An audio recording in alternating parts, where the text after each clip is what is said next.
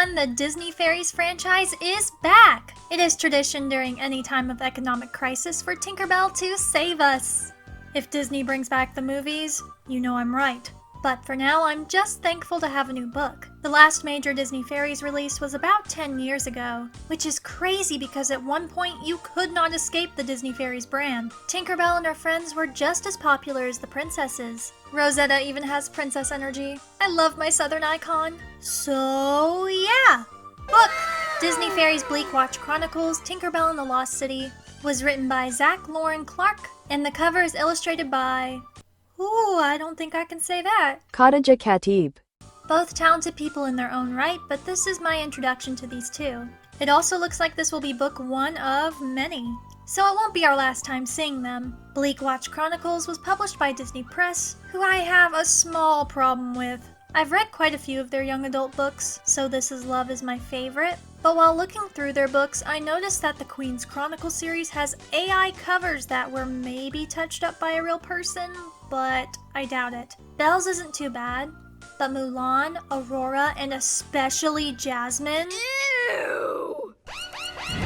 Oh, yikes. I don't have the reach to call Disney out on this, but I'm here to spread awareness. Don't buy these books unless Disney changes the covers. Don't support AI art. Luckily, Tinkerbell doesn't have that problem, and she better not ever have that problem. Disney Fairies has always had peak art. These books helped shape my love for pastels, flowers, and glitter. I love them so much. While Bleak Watch doesn't even attempt to replicate the iconic style of the books, I still like it a lot and I think it fits the vibe of this story.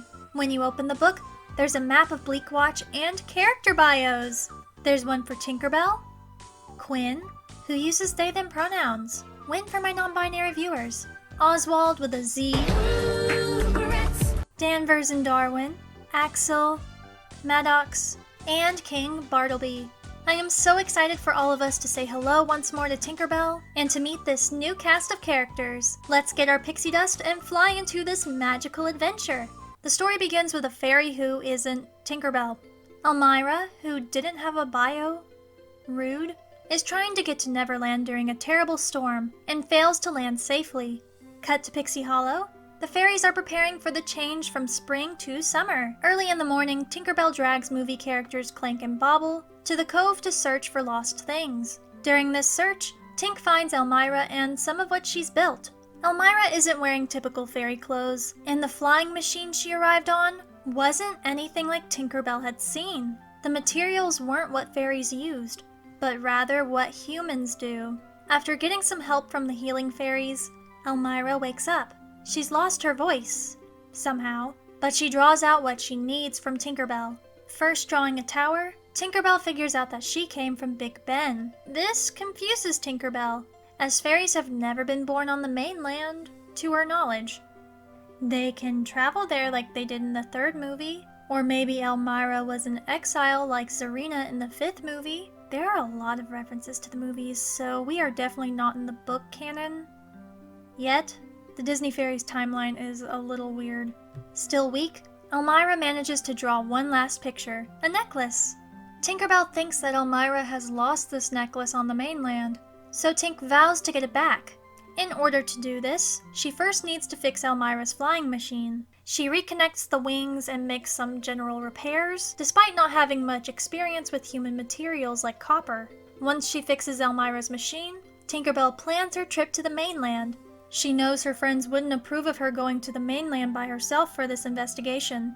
But Tinkerbell also knows that she has to help Elmira. Plus, there is so much left to learn about the mainland.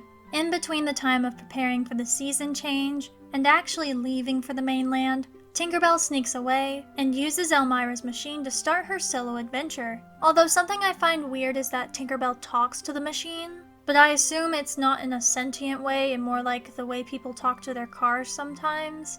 Anyway, within a few hours, Tinkerbell makes it to London. Finding herself lost, she's surrounded by 5 fairies. Like Elmira, they aren't Pixie Hollow fairies. She spends about 2 pages analyzing the group before she reminds herself that she's being robbed. They want her pixie dust, and Tinkerbell does her best to get away. She is caught, but their motives seem to change when they find out she's a Tinker Fairy. Quinn introduces everyone in the group. known as the Flutterpunks, and makes a deal. In exchange for all of the pixie dust Tink has, minus what she needs to get home, the Flutterpunks will help her find Elmira's necklace. However, if they all don't want to get in trouble, Tinkerbell needs a makeover, because Neverland fairies aren't allowed in Bleakwatch, which is the home of mainland fairies. Two things I found interesting about Bleakwatch is that there are doors all over the world that lead back to it. That is so cool! These doors are hidden by shadow fairies, a talent exclusive to the mainland. Bleakwatch is also more of a capitalist society compared to Pixie Hollow, which is more of a socialist society. Hear me out.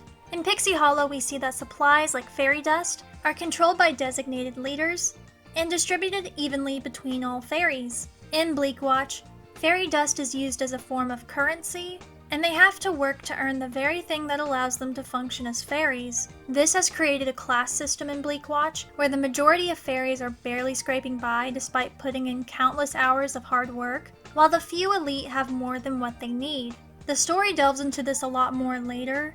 And before I get hateful comments, this is not me arguing for socialism. The perfect world of Pixie Hollow is not reality, and economics is a loaded topic that I am not qualified to talk about, but I did find this comparison interesting. I'm just a girl who talks about cartoons on the internet. Form your own opinion. Let's move on. Tinkerbell, somehow, is confused by the idea of shopping. But the DS game based on the first movie has shopping with currency, so... Boy, I really hope somebody got fired for that blunder. During this time, the group begins to take a liking to Tinkerbell. She's just so fun! Even Quinn can't help but smile around her. The shopping trip is a success, although Tinkerbell finds it unusual how happy the salesperson is just to receive a little pixie dust. Something so abundant back home. The Flutterpunks take Tinkerbell to their little living space. Everyone, especially the twins, are excited to have a new friend. Even Quinn, who is leery of almost anyone, hopes that Tinkerbell can have a positive change in Bleakwatch. A Neverland Tinker, the talent that's most valued in Bleakwatch, could change everything. Maddox, their boss, would reward them handsomely. They might even get to meet the king, which is a huge honor in Bleakwatch. Most fairies never get to. Quinn wants nothing but the best for them and their team. As they rest, Quinn wonders what tomorrow will bring. Chapter 9 gives us some insight about Quinn. They dream about their arrival day in Bleakwatch. Here, fairies are greeted by Maddox, who shows them their home and hosts a ceremony where the new fairy can choose their talents. It's like Tinkerbell's in the first movie, only in Bleakwatch, many fairies don't have talents, like Quinn. After declaring Quinn talentless, Maddox gives them a bracelet and the only free pinch of fairy dust they'll ever receive. Now, Quinn must work in a world they already feel defeated by. Maddox the Dustman lives at the center of the Gnome Market, so that's where the group goes, although Tinkerbell excitedly asks more questions about Bleakwatch on the way. How could she not? She's in an industrial version of her home. Things like Arrival Day are the same, but the way fairies live and work is so different. Maddox warmly greets his favorite aeronauts. We'll learn what that means in a minute. Before zoning in on Tink, his demeanor grows cold as he questions why a Never Fairy is in his chamber. Quinn encourages Tinkerbell to introduce herself, but when she says she's a Tinker Fairy, he scoffs. Tinkers don't go to the mainland. That's reserved for daisy dancers and butterfly kissers. Tinkerbell decides to show Maddox that she's a tinker by fixing Quinn's broken pocket watch. And surprise! This works! Maddox explains that tinkers are the rarest talents in Bleakwatch, but also the most important. Their king is also the High Tinker. Maddox wonders why his scavengers haven't seen any tinkers before, but when he uses the word aeronauts again, Tinkerbell asks for the meaning. Maddox sounds disappointed that Quinn didn't say anything, but then says while Bleakwatch has many talents that aren't found in Pixie Hollow, there are also an abundance of talentless fairies, aeronauts.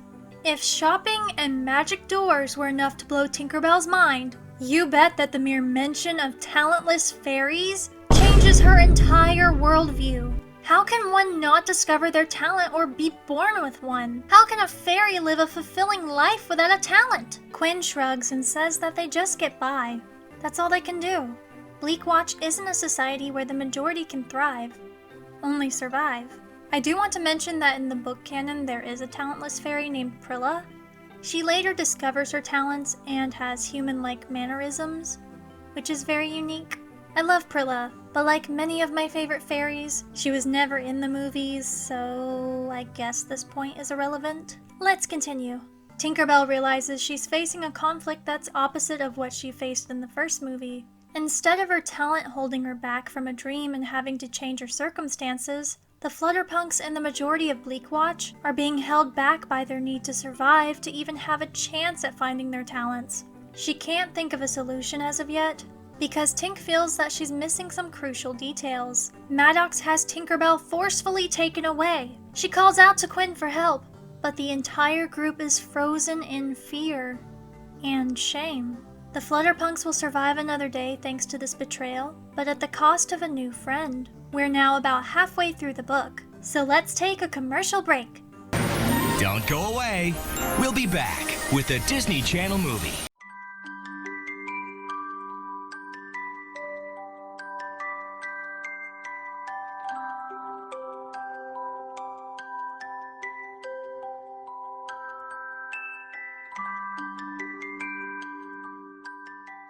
Today's magical shoutout goes to Oddish Hime. She has an adorable Cure Whip cosplay from Cura Cura Precure and makes videos about magical girls, Pokemon, and My Little Pony. I really enjoyed her Princess Cadance video. Go give her channel some love! I know you've met Tinkerbell, but have you met Lily? She helps plants bloom and grow. While Ronnie is a water talent fairy and one of Tink's best friends. I'm meeting all the fairies in Pixie Hollow, learning their talents and exploring their world. Each one has a story, and you can meet them too. Available wherever books are sold. Visit DisneyFairiesBook.com today for a chance to win a Disney Fairies prize pack. We're back with the Disney Channel movie. Welcome back! As you might recall, Tinkerbell has been taken to the king, and the Flutterpunks have been left with less dust than promised. According to Maddox, all scavenging finds must go through him before being divided between the group, although he does offer double their normal amount. Danvers asks about Tinkerbell once more, but Maddox tells them to only worry about themselves. Think practically, but they feel empty. They couldn't protect Tinkerbell. Back to Tink herself, she finally meets the king. And he's nice? That's suspicious. That's weird. He apologizes for the guard's rough handling of her, and the two get to know each other. King Bartleby was the first Tinker to ever come to the mainland. He praises Tink when she explains how she was able to change the rule that Tinkers couldn't visit the mainland. He then tells his story of arriving on the mainland. Bartleby built a flying machine in secret, but when he ran out of dust, Bartleby found shelter underground. This is where he found his miracle, a golden mushroom. If you're like me, you're probably confused, but it gives pixie dust? Called the Golden Dust Cap, this is the very thing that's keeping Bleakwatch alive. To this day, the king has no idea where it came from, but man, he is happy for it. Although he reacts fondly at the mention of Queen Clarion and her winter lover, he wanted to keep this place a secret. Pixie Hollow was closed-minded with Tinkers at the time, and Bleakwatch could be something new and exciting. Side note with the movie reference. The first movie has a different ruler for winter. I only remember this because of the DS game, because most of the season leaders don't have much relevance in the first movie. The Minister of Spring is really the only one with relevance. Secret of the Wings? More like Secret of the Missing Leader? Where did she go? Ugh, that's always gonna bother me! Soon, other fairies were brought to Bleakwatch on their arrival day instead of Pixie Hollow. Maddox was the first arrival, but more fairies followed. Dust talents, shadow talents, dream talents, but also talentless fairies. Apparently, Maddox was the first to report the talentless problem, as it brought with it something called dream dross poisoning. Basically, all fairies without a talent have been given a bracelet so they don't die from the substance keeping the city alive. Honestly, that doesn't make a lot of sense, but this is a world where fairies exist and change the seasons. So what do I know? King Bartleby doesn't have all the answers Tinkerbell is looking for, but she confronts him about the poverty problem, and in doing so, he reveals that he may have given Maddox too much power. Before we continue with that plot, I need to go back to the Flutterpunks. Dissatisfied with how things played out, the group decides to not only rescue Tinkerbell, but to find Elmira's necklace. This means sneaking into the Dustman's chambers, an act that could ruin their lives. They take the risk, find a book, which has the necklace inside of it. Once the necklace is obtained, Quinn finds Tinkerbell. Quinn apologizes to Tinkerbell, but the king chimes in and thanks the group for their help. Handing over the necklace to Tink, she discovers that it's not just a necklace, but a locket with a key inside. A key to the aeronaut bracelets. Tinkerbell does something dangerous. She unlocks Quinn's bracelet. The other Flutterpunks panic at the sight. Their friend could die from dream dross poisoning. What has Tinkerbell done? She has set Quinn free. One by one, she releases her friends from their bracelets, and they discover their talents.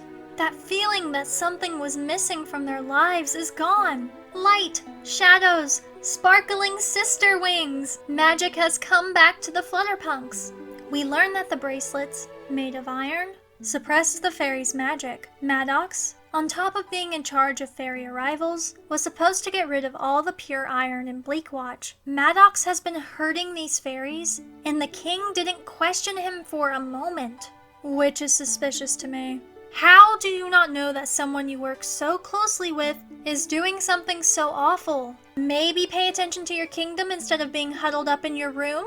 With this discovery, Maddox is arrested.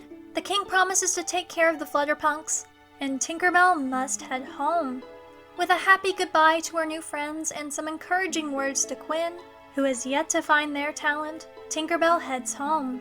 In the epilogue, her Pixie Hollow friends are there to greet her. She goes to Elmira and frees her from the bracelet, but the singing talent fairy reveals that this adventure is far from over. Maddox wasn't the villain. King Bartleby is! What a twist! The Flutterpunks and the rest of Bleakwatch are now in more trouble than before. Well, there's a reason there's a one on the spine. Looks like we've got an ongoing story here, and I'm so excited for the next book. Please support the new Disney Fairies books so we can get more. This is such a good comeback. Pixie Hollow is an interesting world on its own, but the addition of Bleakwatch and new talents opens a magical door for so many new adventures. I knew that ending was too easy. There's so much corruption in Bleakwatch. There's no way everything could be solved in one book. I want to see Tinkerbell bring her friends, rescue the Flutterpunks, and overthrow the king. The next title should be Tinkerbell Overthrows the Government. Seriously, I enjoyed this book so much, and it gave me the excuse to watch the movies for a millionth time. Absolute childhood favorites. I love Tinkerbell, I love Pixie Hollow, and I love this book. Queen Clarion is getting a solo story in the near future, so let me know if you'd like a video on that, or maybe a look at my Disney Fairies collection. I have quite a few books, but I need them all. I've addressed my problems with Disney Press, but regardless of a shady business practice, there's a lot of talent here, and I wish the best for the writers and artists who get to contribute to the Pixie Hollow world. It's truly one of a kind, and I'm happy to see the series make a comeback. There is so much about this world that hasn't been explored yet, so I really hope Disney sees the potential here. The only limit is imagination. Comment your favorite fairy. I'm a Rosetta girl. Love my Southern girly pink queen. Make sure to subscribe here and follow me on Instagram where I post lots of cute content. I do have a Patreon if you'd like behind the scenes posts and exclusive perks, so please check that out too. Lastly, troop on Hopelets, stay adorkable,